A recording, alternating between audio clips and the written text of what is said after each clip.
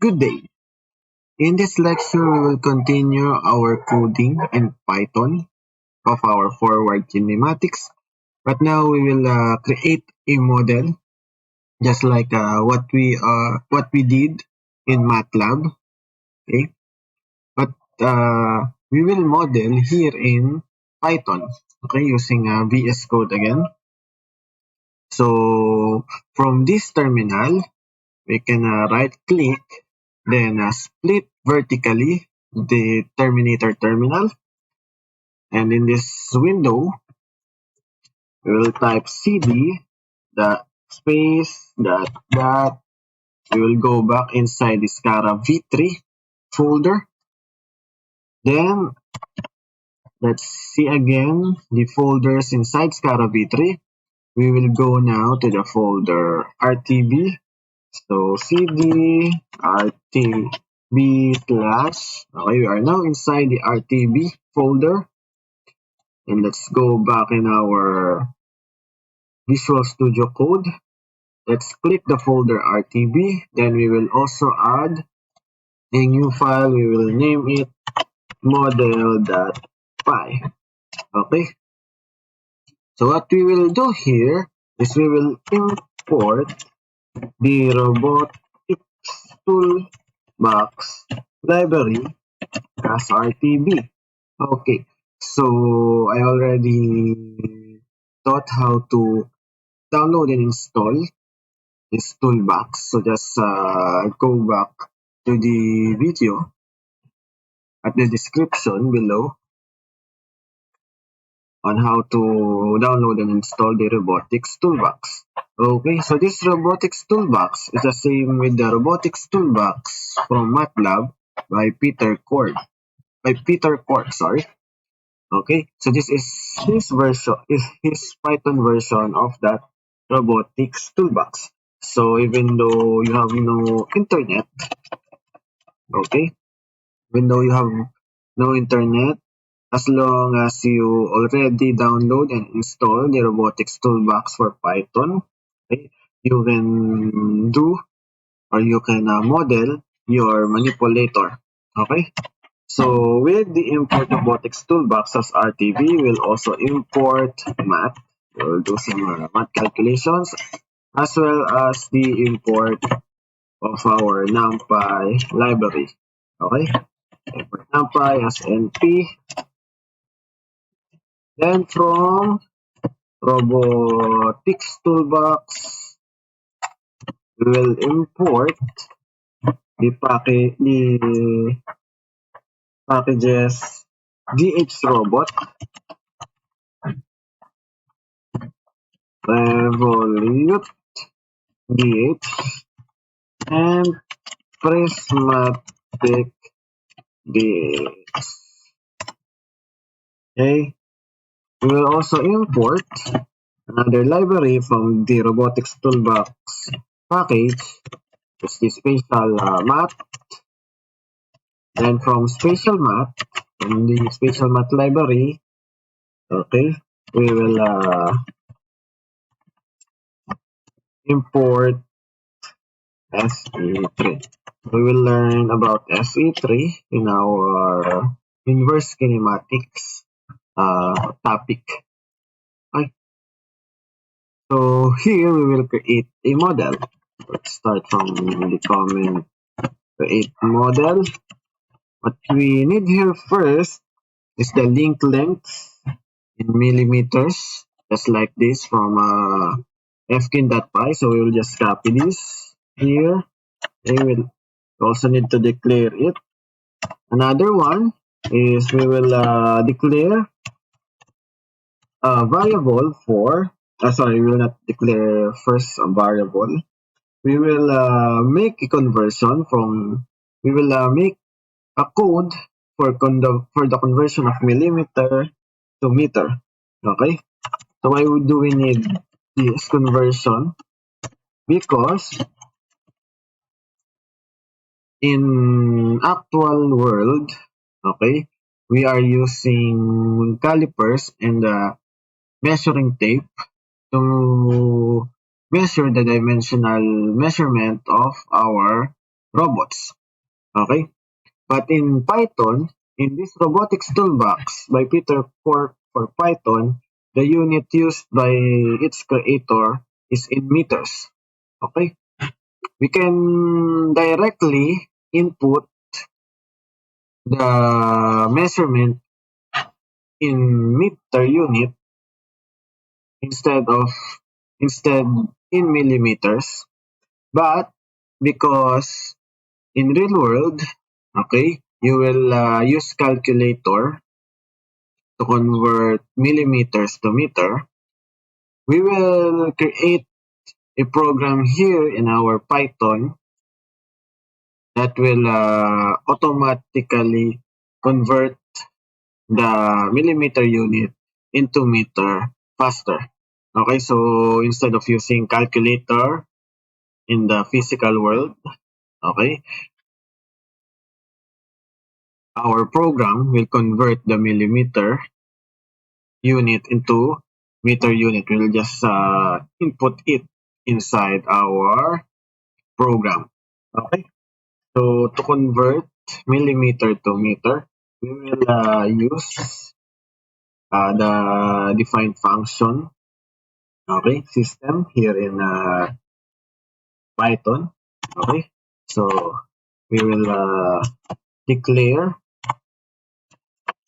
a code or a command named millimeter to meter, and inside its close open parenthesis is a variable a. This variable a will be the link lengths a1, a2, a3, and a4. Then after this is the colon. Then enter. It should be indented. So here I will declare a variable m, and inside it is the value 1000. This 1000 stands for the conversion factor. Sorry, 1 meter is equals to 1000 millimeter. Okay. Then after that, we will return it every time we use the command millimeter to meter to convert the millimeter unit to meter unit. And using the conversion factor, okay, we will put it after the return code. So A is our variable, which is in millimeter, and M is the 1000. So this is our conversion factor, A over M. Okay, so this will be our conversion code or conversion command if we will convert millimeter to meter. Okay,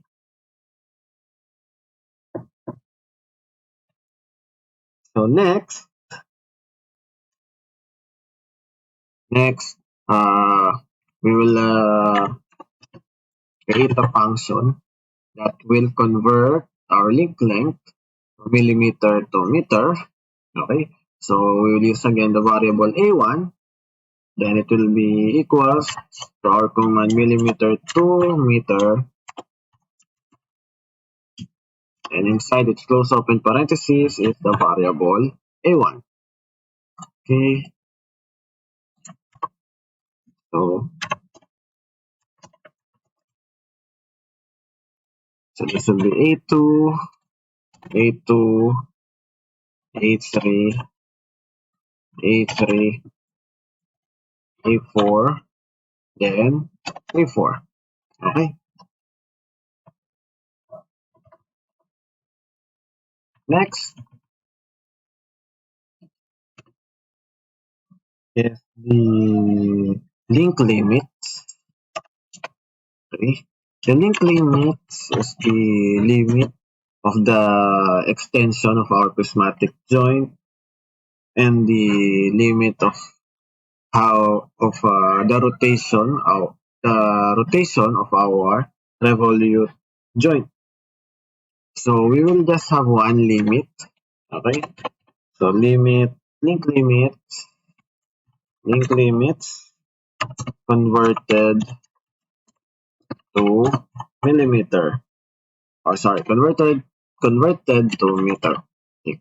So we will just put here limit, d limit, okay, the value of d from our parametric table again, okay. So we will just have only one d, which is d sub 1. It will be the limit of our prismatic joint, okay, d sub 1. Okay, so we will name it, or we will declare a variable which is lm1, then equals to float, close open parenthesis, input, because we will because Python will ask us, it will be the limit. Again, this limit is our d sub 1 from our parametric table. Okay, so if our d sub 1 is equals to 5, limit 1 is equals to 5. Okay, if we have two limit, if we have two d joint variable d, so we will have two limits, limit 1 and limit 2. Okay, and this limit will be converted from millimeter to meter. Close open parenthesis, so this is limit 1. Okay, next. So we have now our link lengths and limits. Now we will create our model, or we will create the links of our model. Okay, so using this syntax first, robot variable. We need a robot variable. Each robot. I will explain the syntax. And if your joint is a revolute, this is just a comment. Let's open parenthesis, then dr alpha and offset. Alpha, then offset. Okay, so let's start. So first we need a variable. I will name it, my variable will be named as SCARAV3. Next, we need this robot command. Robot command. Then close open parenthesis. Inside the close open parenthesis, square parenthesis. Then enter. Okay. Inside this square parenthesis is our links. Our links will be based on our kinematic diagram. Okay, we will create first our first link. Our first link is a prismatic joint from frame 0 to frame 1. So we will use the code prismatic D8. Then close open parenthesis. Okay, inside this prismatic D8. Okay, wait a minute. Oh, sorry. This is prismatic. This is not prismatic. This is prismatic. Okay. Prismatic D8 is the D, then R, the alpha, and the offset. Okay, just like in MATLAB, Robotics Toolbox in MATLAB, if the link is prismatic, the D is equals to 0. Next, R is what is in our parametric table. So R is equals to 0 at row 1. This is in row 1. So 0. Next, alpha in row 1 is 0 degrees. Okay, so we will use our conversion from 0 degrees to 0 radian. Okay, again, this is to make you remember that we must convert from degrees to radian in Python. Okay, then after that is the offset. In MATLAB, if you are creating a prismatic if you are creating a link with prismatic joint, the offset is equals to 1. But here in Python, the offset will be the value of D. The value of D is A1 plus D1 at row 1. So this will become A1. D1 again is our limit, so it will be coded at the limit, okay, at the limit command of this prismatic link. Okay, so we will use the qlim. Okay, this will be the code for the limit. To code the limit, this will be equals to a square parenthesis. Okay, inside the square parenthesis is the lower limit and the upper limit. Okay, the lower limit always of a prismatic joint is 0, while the upper limit of a prismatic joint is whatever is the limit of the extent of your prismatic joint. Okay, or the D in our parametric table, or the value of D in our parametric table. So this is D sub 1, or in our code it is LM1. Okay, then after that, let's put a comma here after that those parentheses. Next is the revolute, this link with the revolute joint from frame 1 to frame 2. So this will be a revolute joint. So we need the revolute DH code. Okay. So because this is revolute, our D is whatever in our parametric table. So this is at the row 2. Okay. At row 2, our D is 0. Okay. It's 0. And R is A2. Then what is next? Next is alpha. Alpha is also 0 degrees. Let's just copy this 0 degrees to 0 radian conversion. And lastly, the offset in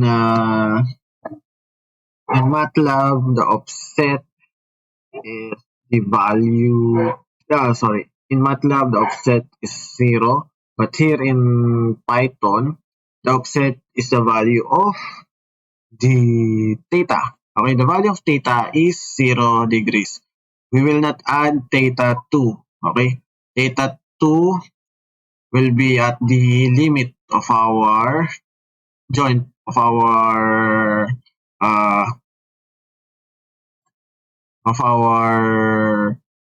rotate of the rotation of our revolute joint. So we will put here 0 degrees. Okay, because it is 0 degrees, we will copy this. Okay, next is the limit. Okay, so we did not put, or we did not declare a limit for a theta, joint variable theta. Instead, we will just declare an assumption of the lower limit and upper limit. So let's just assume that our motor can rotate from negative 90 degrees to 90 degrees, positive 90 degrees. But because this is Python, instead of 90 degrees, let's put negative np dot pi over 2, or np dot pi over 2. Okay, next link Next link. Okay, the joint at the next link is also revolute. So from frame 2 to frame 3. Okay. So to make it faster, because it's also a revolute joint, we will copy this. Okay. Paste. Okay. So the D at the third link is A3. This will be A3. The R is A4. The alpha is 0 degrees again, and the theta is also 0 degrees. Let's again assume that our motor in this revolute joint can rotate from negative 90 degrees to 90 degrees. Okay. Then here, okay, after the square parentheses, let's put a comma, and we will create a name for our parametric table and our model. The name will be a string message. So let's name it SCARA underscore V3. Okay, or SCARAV3. Just name it SCARAV3. Okay. This is a model. We will print the parametric table of this model. So let's print the SCARAV3. And just like in MATLAB, we can create a model that can be teached using slide switches. Okay, using the command dot teach. Okay, using the variable SCARA v3 dot teach close open parentheses. Inside the close open parentheses, let's put joint labels equals 1. Okay, so what does joint labels equals 1 mean? The 1 here is like true. So if it's 0, then it means false. So this is what you call binary data. Okay, so what does joint labels equals 1 mean? It means that in our simulation of this model, the joint labels can be viewed. Okay, it can be viewed. So if it's 0, the joint labels cannot be viewed. Okay, let's save this. So Control S, then let's go to our Terminator. So in here, start Python 3 model.py. Okay, so it will ask the link length of our link lengths of our manipulator.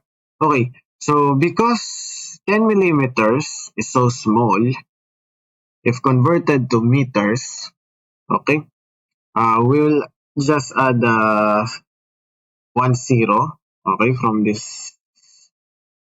the first values of link lengths, okay. We'll just make it 100, so that if converted to meters, it will not become very small. Okay. Next time, we will use centimeters instead of millimeters. Okay. So this is 100. Next, A2 100. A3 is 50. A4 is 100. Limit 1 is 5 here. The limit 1 is also D sub 1. So this is 5. Let's make it 50. Then enter. Okay. So this is the simulation of the model. But before that, I will show you first the parametric table created in that codes of links. Okay. So this is the theta, the thetas. This is the D's, this is the R's. Okay, in this parametric table, Peter Corke use A as the R. Okay, but in my class we are using letter R so that it will not be confused as alpha because this is alpha. Okay. Next is the limit, the lower limit of our joints and the upper limit of our joints. Okay, this is our model. Okay, these are the slide switches. It starts from Q0 to Q2 because this is Python programming. The numbering starts from, or the counting starts from 0. Okay, but this is D1, this is theta 2, this is theta 3. This is prismatic, this is revolute, this is also revolute. This is our position vectors, which is very small. Okay, because this is converted from millimeters to meters. Okay, then this is our roll pitch. Okay, so let's see first if this model is correct, or let's check first if this model is correct. Now to check it, let's go to our kinematic diagram. In our kinematic diagram, to check if our digital model is the same with our kinematic diagram, we will see, or we will check if the direction of axis at the end effector is the same. Okay, so at our kinematic diagram, the direction of x sub 3 is to the right. So this is to the right at our digital model. The red axis is red, the y-axis is the green, and the z-axis is the blue. Okay, so x-axis is to the right, y-axis is backward, then z-axis is upward. Okay, we will also need to check if the end effector frame is correct. We can check the end effector frame using this Cartesian coordinate system. So this is the axis of x, this is the axis of y, and this is the axis of z. So in our kinematic diagram, x sub 0 is pointing to the right. So it means to the right is positive, all is positive. Okay, so this is x-axis to the right, so all of them is positive. Next, y sub 0 at the back. So y-axis at the back should also be positive. So this is positive. Z-axis, okay, z-axis from the base upward should be positive. So in this axis, all z-axis above, okay, all the coordinates of the axis above is positive. Okay, so this is correct. So let's see if if the joint one is prismatic. Okay, so this is prismatic. Translates. Next, the second joint is revolute. Okay, let's check. Okay, this is revolute. Then the third joint.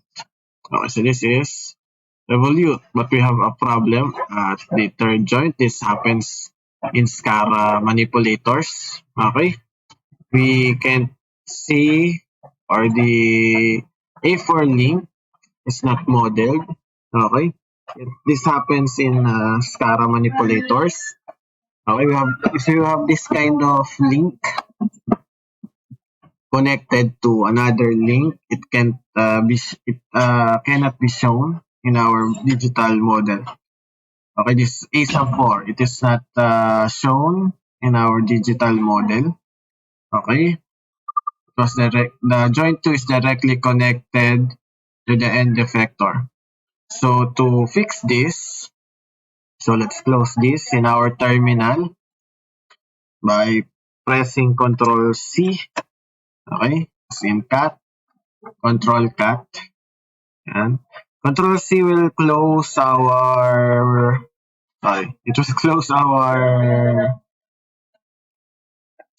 close our simulation. Okay, let's go back to our VS Code. To fix this SCARA, we will add another link here, and that link is a prismatic link or prismatic joint. We'll just copy this prismatic DH here to here. Then we will change the zero, the R of this link to A4. Then we will remove A4 here. Then we will make this 0. Okay. Then let's just make our alpha 0 and also our offset 0, our Q limit. Okay, its limits are from 0 to 0. Okay, because this is just because this link will not extend. Okay, this is a prismatic link, but this will not extend. So let's make its limits 0 and 0. Okay, so this is already finished. Press Control S. Then let's go back to our Terminator. Then type again Python 3 model.py. Okay, it will ask for a sub 1, 100, 100, 50, 100, then limit 150. Okay, so this SCARA manipulator is already fixed. This again is the prismatic joint, this is the revolute joint, and this is the third joint. Okay, now we can see the link A4. Okay, so let's simulate the joint variables 50, 30, and negative 45. So this is 50 mm. It's just rounded off by Python. That's why it becomes 0.1 meters. Then 30 degrees. Okay, so the problem here is I can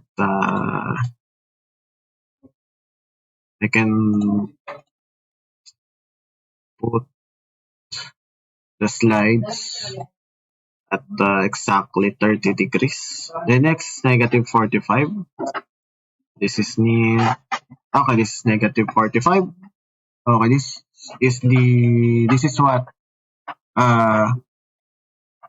is what our SCARAV3 looks like if the joint variable D1 is 50 mm.